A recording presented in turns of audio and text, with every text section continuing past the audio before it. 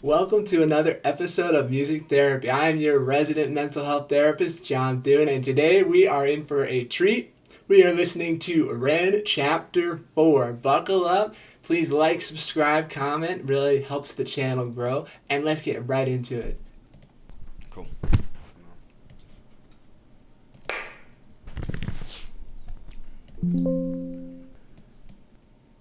During the year I spent living back with my mum, I was leaning even more heavily into scouring the internet for answers. It became like an obsession.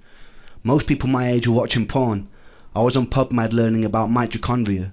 I educated myself in things like methylation, the building blocks of mitochondria, various immune cells and their functionality, and which supplements could help theoretically bring about homeostasis in my body.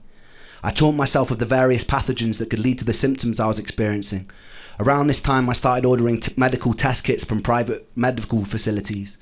I had a eureka moment when, after posting some poop in a tube to a lab in London, I discovered I had an amoeba and another more benign gastrointestinal parasite called blastohominis. Oh my gosh, that is crazy. And there is so much you can learn from people's poop. They actually have this fecal transplant that's available commercially now where you get gut bacteria from someone and then you get it inserted in your gut and then it spreads and it supposedly helps you de-age and makes you healthier. But I can't imagine having an amoeba and bacteria in your gut like that. That sounds terrifying. I had an amoeba and another more benign gastrointestinal parasite called blastohominis. Both could plausibly lead to systemic pain and fatigue. Upon researching the best course of action, I found this doctor in New York who was a world-renowned specialist in treating parasites. Return flights to New York, booked far enough in advance, were a couple of £100 back then. The treatment itself was pretty cheap. I was in no way in a strong financial position, and neither was my family, so I did what I always do when I needed to get money. I wrote and recorded some songs from my laptop from bed. One about getting to New York to find a cure. I sold a modest amount of digital copies to my Facebook friends and my friends and family, just enough to afford a trip. During this time my symptoms had gotten a lot worse, so the entire visit was a bit of a blur. I remember sitting in a waiting room and struggling to find an inch of wall space that wasn't taken up by the countless medical qualifications and the diplomas attached to it. I half expected the walls to start bragging about their Ivy League connections and debating the latest medical research while us mere mortals waited to be called in. When I was finally on the doctor's table, I was told to take off my clothes and put on a blue disposable paper robe. An old man in his 80s hobbled in, pulled on a medical glove, and proceeded to cover his finger in Vaseline. My heart sunk. I was pretty sure I knew what was coming next. I suddenly wished I'd experimented more with my ex-girlfriend. I didn't want to lose my backdoor virginity like this. He could have at least done me the courtesy of putting on some Marvin Gaye and lighting some candles, but instead I lay in uncomfortable silence on a brightly exposed operating table, while a firm-handed, overqualified old man inserted his index finger I love this music backdrop. This is awesome. While a firm-handed, overqualified old man inserted his index finger forcefully into my anus. He never wrote to me afterwards. I felt used. Nonetheless, I was officially diagnosed with the parasitic amoeba and given a course of heavy-duty antibiotics to take. I believe it was paramomycin and secnidazole. After the course was finished, I pooped into a tube again, and they confirmed I got rid of the parasites. The constant internal techno raves and gurgling which usually plagued my stomach ceased, but I felt just as crap. And on top of all of that, I started becoming allergic to everything. And I mean fucking everything. The antibiotics had triggered some sort of massive food intolerance reaction. Wow, he really has to become a detective in his own health, and we all do to some degree. Maybe not to the extent that he's experiencing of these parasites, of these Lyme's disease, of these chronic misdiagnoses of bipolar disorder. It is a journey, and he is out here struggling to find what's best for him, and we all have to. The medical system isn't built to always help us. It's built to help them to some degree. And when we put all our faith in it and it lets us down, we feel helpless, but we have to keep trying. Whenever I'd eat certain foods, I'd get hit with a sudden hangover-like feeling, and my face would swell up. I'd later learn this was something called MCAS, and it was triggered by the antibiotics. This was the first time He's being yanked around by the system here. All these medicines are giving him symptoms. It's not good. Felt the crushing defeat of pinning a lot of money, hopes and time into a treatment only for it to make me worse. I'd felt it to a small degree with every failed herbal protocol, every antidepressant that gave me side effects, but this was on a much larger scale. I almost felt guilty and full of shame for not getting better. I told my friends and family that this was going to be the thing that cured me. Not only did it fail, but I was now unable to tolerate basic carbohydrates, fruits, sugar, high histamine food, dairy, grains, without feeling terrible. I felt pretty crushed about that. Despite this... What else is there other than all those things? That sounds like the entire food pyramid to me. Some tenacious part of me had a perseverance that didn't want to stop looking for answers. I was obsessed with trawling the internet. I strongly believe if I didn't have that tenacity to keep looking after every defeat, I'd probably be dead today. After about a year of living with my mum in North Wales, I got the itch, and I decided that I'd make a bold move to Brighton. Most days I didn't really have the energy to do much other than short walks, but I had a friend over there who lived with Emmy for years. It felt like a safe space, a place of understanding. Being a 23-year-old living with his mother didn't feel very cool either. He had a free room going, and he was a legend. I desperately craved my own independence. After going through the heartbreak of losing love and losing the exciting career opportunity, I needed to feel like I wasn't just sitting in the tomb in Wales waiting for death, even if it was a struggle. We all need to find a purpose and a meaning, and so oftentimes when things get so hard, we want to give up, but that's when we need the meaning and the purpose the most. It's hard for him to read this. I made the move. It was a really nurturing space, and it was full of the lunatics of Brighton who would come and go. I was still living in a thick haze, but I was meeting people who weren't judging me for it. With this safety, I was slowly finding my personality again. I love he's able to find himself again while moving, because one of the most stressful things you can do in life is get up, pack, and move across the country like that. And I can't imagine dealing with all these medical problems, pairing that with the move, but sometimes you gotta take a leap of faith, and it really paid off for him here. Despite the comfortable environment, it seemed my symptoms were only getting worse. I started having pretty constant panic attacks. The first one felt like a heart attack. I'd never experienced a panic attack before, so I wasn't familiar with the symptoms. My whole face went numb, and my heart felt like it was about to beat out of my ribcage. A lot of people think that panic attacks are heart attacks because they feel so physically intense, like you're dying. I panicked and I phoned an ambulance. They put me in the back, they took all my vitals, and they told me I wasn't dying. I felt disappointed. These attacks would happen pretty habitually every week or so. My symptoms of derealization seemed ever increasing. Derealization is hard to describe to someone who's never experienced. I love that this is Mr. Robot. Great show for any of y'all who haven't seen it. Very mental health oriented. The closest thing I can come to is feeling like you're on bad drugs. But derealization is where you think that the world isn't real. And depersonalization is where you think you're not real. Never experienced it. The closest thing I can come to is feeling like you're on bad drugs. You feel disconnected from yourself, like your soul has been vacuumed out of your body and nothing around you quite feels real. Everything has an unusual undertone and nothing feels safe. I remember one night in the first year that I lived with Ben, there was this lightning storm of torrential rain. I went outside and I stood in a t-shirt hoping I'd be hit by a bolt of lightning and it would somehow shock me out of it. Unfortunately, I wasn't on Zeus's hit list that day.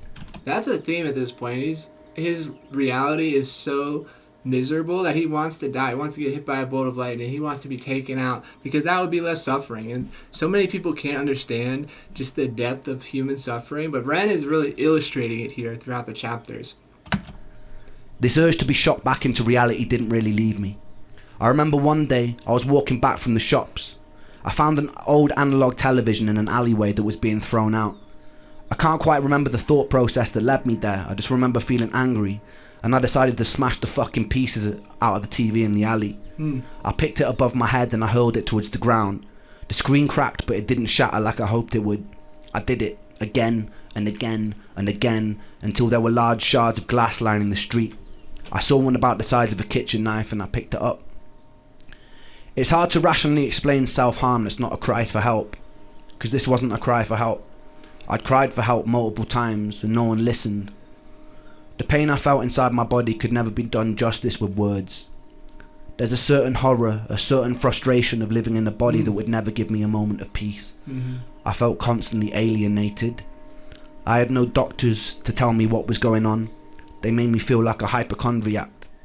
There are no combination of words in the English language that can express that pain, that can express that frustration. There's no song I could write that would make you understand. In that moment, the closest and truest way I had of communicating my pain was driving a shard of glass into my chest and dragging it across until the blood was dripping down my body.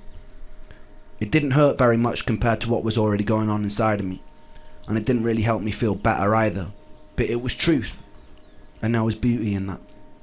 I wonder what he means by that was truth, because the emotional pain is outweighing the physical pain of that self-harm.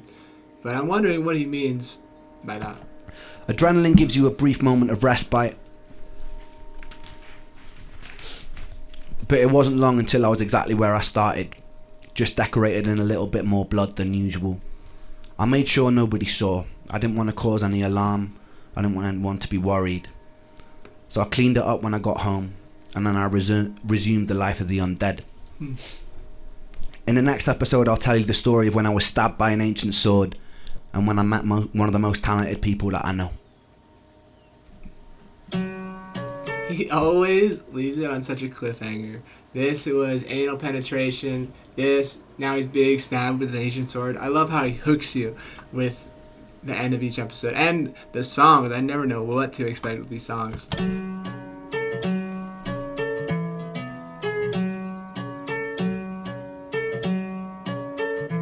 I got tears on my sleeves, hold on, and holes in these jeans, hold on. I haven't slept in weeks, hold on. I haven't found no peace, hold on. I get my teeth tied, hold on, and these tears run dry, hold on. Two bloodshot eyes, hold on, two bloodshot eyes. I don't belong here, in a place where life has left me. I'm 25 going on 150. My body feels old and I'm trying to lift the weight from my soul, but it's moving against me. I've emptied out my teardrops, I lift my middle finger up. I'm screaming fuck you to all the demons here that keep me stuck. The pain is sharp like paper cuts, I hate them much, but yes I trust. I must combust, I must blow up, I must have all this courage up. Boom, sparks fill the room, I'm feeling the rhythm I move. My soul is more worn than the soles in my shoes.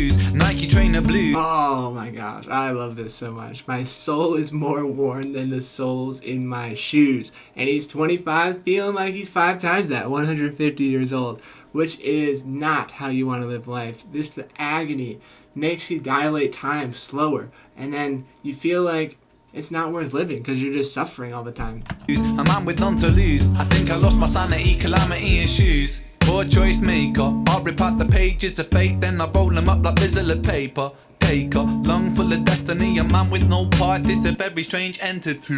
Tears on my sleeves, hold on, and holes in these jeans, hold on. I haven't slept in weeks, hold on. I haven't found no peace, hold on. I get my teeth tied, hold on, and these tears run dry, hold on. Two bloodshot eyes, hold on, two bloodshot eyes. Do you ever question your fate? The questions I make, is this all predetermined, the script or a play? Am I the protagonist in this tragedy, or will I be the author of stories unmade? If so, I'll dip in my quill to my ink pot. Keep such a normal part of the human experience to question things and to analyze them and to doubt when things are hard. There is a great book called A Man's Search for Meaning. It's about this guy, Viktor Frankl, who was in the Holocaust, and he was in this camp, and he had to find meaning despite being in this absolutely critical, cruel environment. And he says that if you can find a meaning in your life, you can stomach any why, any how. You can suffer, you can endure it because you have a meaning. I'm writing, never stop until my beating heart it flops. I write a whole different story. Scene 1, a boy full of hope, a boy full of glory. Who stutters, I'm up to the top. Would rather be tougher and live it smoothly like butter, but not so bitter and cut up. And so I sit up and shut up. It's like I lived up and struck up the courage never to fuck up. And now I'm feeling the ruckus, feeling the static, and now I'm feeling the flames, and now I'm feeling the strength inside the ring with my pain. My boxing gloves and my hope that I trust to bust an uppercut, cut my demons up. Boom like a tsunami, smooth like a punani. Bend the birds like origami, Salvador, I be the Dali. Only love like Bob Marley, golden ticket, call me Charlie. Riding Harley's Bengali, Tiger Star, call me Arnie. I'll be back. Now cut the slack, track your facts, relax, shit in the beast, and then seek it in the peace. And I'll reach the canopies, and yes we climbing, building a brave new world inside a whole new designing. With all this fire we burn like the sun, a new dawn is rising, a new dawn it comes. Yeah, diggity diggity down with all this corporation. They burn up the land for the greed that they run. runs deep with the roots, but the roots can be lifted. I'll be your renegade, yes, I'll make a fist kid. Try to seek truth in the kingdom of lies. A boy so lost with 2 bloodshot eyes. Tears on my sleeves, hold on. Alright, he's got no reason to live. He's sleep deprived. He is at doom's end here. And it is so hard when you're sleep deprived, dealing with all these somatic symptoms. You get called a hypochondriac, which is incredibly minimizing. For those of you who don't know, a hypochondriac is someone who exaggerates kind of physical symptoms. And since the language clinically has changed to somatic disorder, which is like where you feel physical symptoms that cannot be medically explained. Holes in these jeans, hold on. I haven't slept in weeks, hold on. I haven't found no peace, hold on. I get my teeth tied, hold on. And these tears run dry, hold on. 2 bloodshot eyes, hold on. 2 bloodshot eyes. Ha.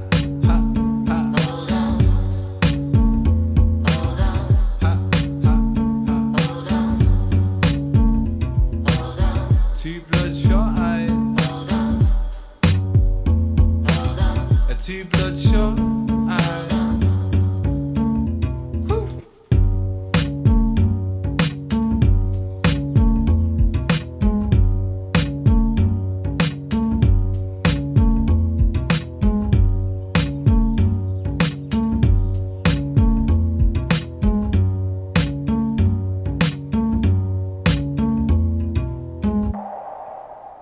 Wow, what a song to get you through a hard time. 2 bloodshot eyes, whatever's going on in your life, you'll get through it, no matter how insurmountable it seems. Like these chapters are a testament to the resiliency of the human spirit and what we're able to endure. We're so much stronger than we think. But I so appreciate you being here till the end. If you would please like, subscribe, comment, helps me grow this channel, and I look forward to seeing you in the next music therapy episode.